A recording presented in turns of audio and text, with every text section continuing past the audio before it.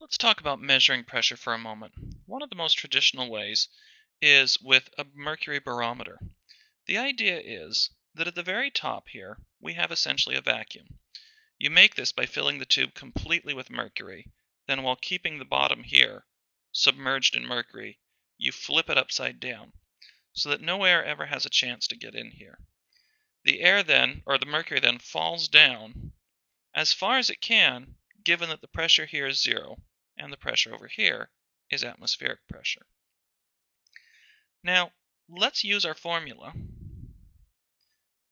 We can use the version that the book uses, which says the pressure is equal to atmospheric pressure minus rho g delta y. So here, delta y is just the height of the column. So I'll call that h. And the pressure at the top is zero, or at least very small. It's the vapor pressure of mercury. Well, in that case, I find that the atmospheric pressure is just equal to rho times g times the height. Now, the reason we use mercury is that it's quite dense. If you look in your text, you'll see here that the density of mercury is 13.6 times 10 to the 3 kilograms per meter cubed. That's 13.6 times more dense than water.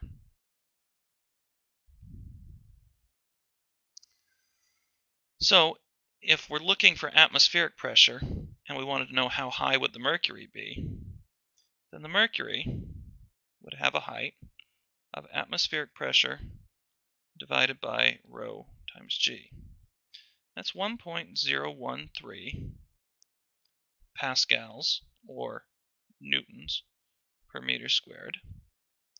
We're going to divide that by 13.6 times 10 to the 3 kilograms per meter cubed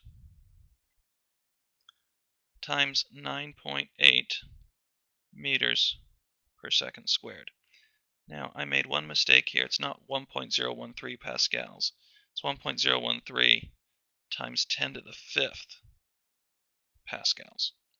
Let's check our units. Okay, newtons cancels with a kilogram meter per second squared. These meters squared cancel against two of those meters, and I've got one more meters to flip into the top. Pulling up the calculator,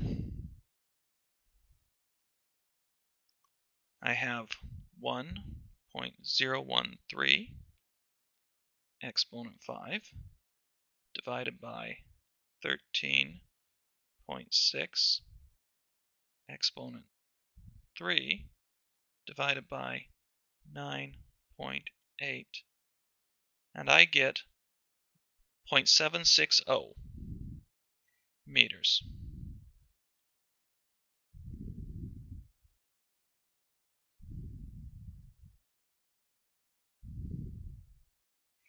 Often referred to as 760 millimeters of mercury. That's one of the common old ways of measuring pressure, is in millimeters of mercury. If I did this exact same calculation, but with water, I would find that I get 1.013 times 10 to the 5th newtons per meter squared divided by 10 to the 3 kilograms per meter cubed times 9.8 meters per second squared. And that ends up giving me a little more than 10 meters. 1.013 exponent 5 divided by 1000 divided by 9.8, 10.3 meters.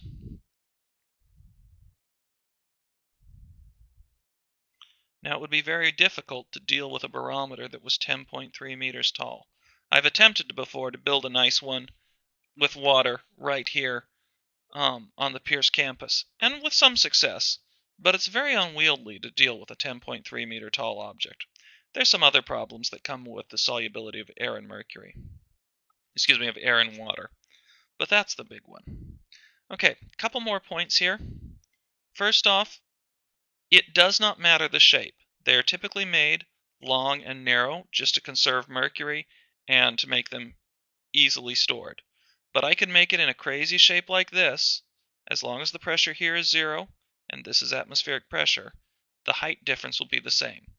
This pressure formula does not depend on whether you go through all sorts of scattywampus turns and twists.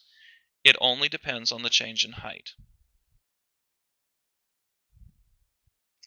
Another device for measuring pressure is called the mercury manometer. Let me make this one a little bigger. In this case, there are two different sides, one exposed to a certain pressure you wish to measure, and the other exposed to the atmosphere. In that case, rho Gy, often still measured in millimeters of mercury, I should make that a delta Y. Rho G delta Y is the difference in pressure between what you're measuring and atmospheric pressure. Okay? So for example, they often measure your blood pressure in millimeters of mercury. And if you have relatively good pressure, it'll be something in the neighborhood of 120/70, which is 120 millimeters of mercury above atmospheric pressure when the heart's actually beating, and only 70 millimeters of mercury above atmospheric pressure when the heart is between beats. We call this measurement of the pressure above atmospheric pressure gauge pressure. For many purposes, what we really care about is not the absolute pressure, but how much the pressure is above the atmosphere. So for example, when you're measuring the pressure in a tire, you don't really care the part of the pressure that just matches atmospheric pressure. That's around all the time.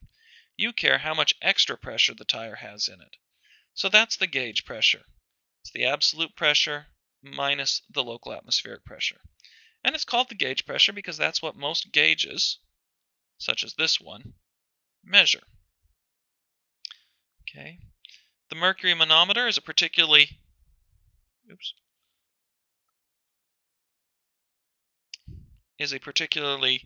accurate and simple gauge pressure device, but of course it does require using mercury. Most actual gauge pressure devices now wouldn't actually use mercury because mercury vapor is toxic.